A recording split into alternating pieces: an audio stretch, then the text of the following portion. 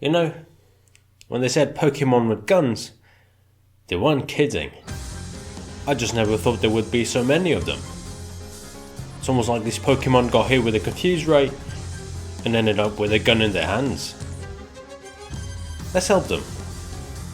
Now on the left, we have Cobalion, and on the right, we have Fenglope, or bootleg Cobalion. And before we start making any changes to Fenglope, to his design, we have to take a look at what makes them look so alike. Now what immediately stands out is that they are both blue and they have 4 legs, that's obvious. But they also have very similar shape language. They both have very tall and straight legs with very tall and strong looking necks, with both of their heads looking forward in a confident body language. But other than that, the rest of the design ties in quite well with its concept, which apparently is a Chinese mythical creature called the Fuzu, which is a deer associated with floods and weather changes. That's why Fenglope has those clouds on his body. Speaking of changes, let's start making some. Now the first change that we're gonna make is to change Fenglope from a deer to a ram. Why? Well, because not only does it make more sense for the clouds on its body to be wool, but it is also a way to give Fenglope a different body, which will take Fenglope from tall and lengthy to tall and girthy, so that it can be different from Cobalion. And also, we're going to add some extra body parts, including an extra set of antlers, to look more like the source material, even though it's no longer the same animal. And some claws, to serve as a distinguishable feature. I mean, it's not every day that you see a flying ram with 10-inch claws after all. Now this next one is one of the worst cases of copied homework that I've ever seen. And it's no one other than Verdash. I mean, just look at this. Same arms, same legs, same body. There's really no effort here. It's just the same cupcake with a different frosting. And I don't see anything worth salvaging in this one, so we're just gonna discard this design altogether and start from scratch. Now firstly, I would like to state that Verdash is a bloody rabbit, so let's make it look like one. Not some freak of nature that looks like a dude inside an Easter bunny costume.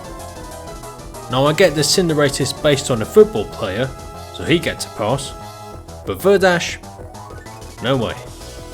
With that said, let's begin by giving Verdash a suitable body. He will be a bush rabbit, roughly Wigglytuff sized, so he's a big boy with spiky fur. Now, there is no harm in taking inspiration from other people's designs.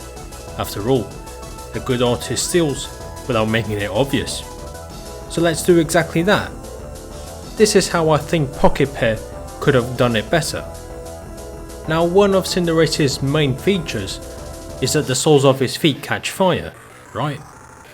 So let's say that Verdash runs so fast that the friction that is generated between the soles of his feet and the ground makes dry leaves of his soles catch fire.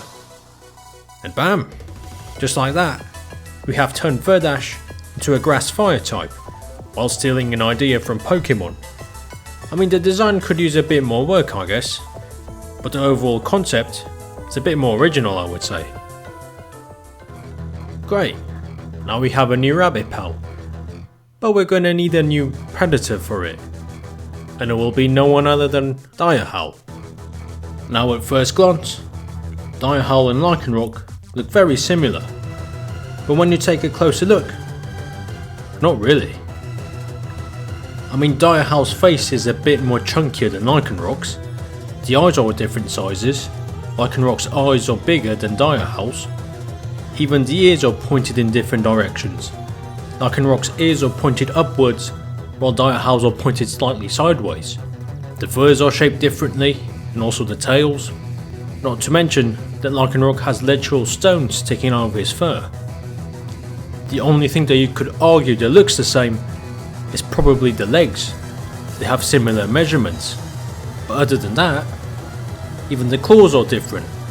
Lycanroc's claws are bigger than Direhowl's. But when it comes down to it, Well, I think the reason is for Direhowl to look so much like Lycanroc, simply because both of them are based on the same animal, which sounds pretty obvious when you say it out loud, but it is kind of hard not to have the same stylized features when it's the same beast.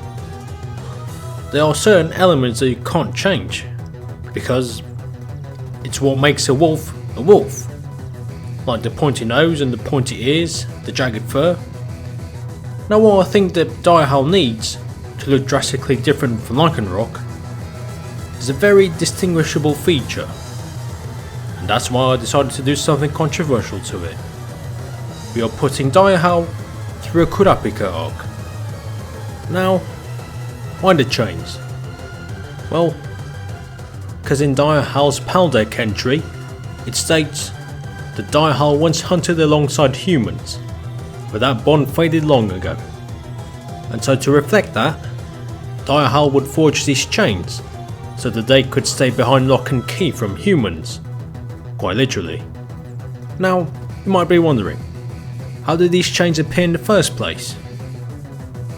Now I could make up this bullshit explanation on how Direhowl used the iron in his blood to create these chains, but won't be necessary, because no one asked how Kadabra got his spoon.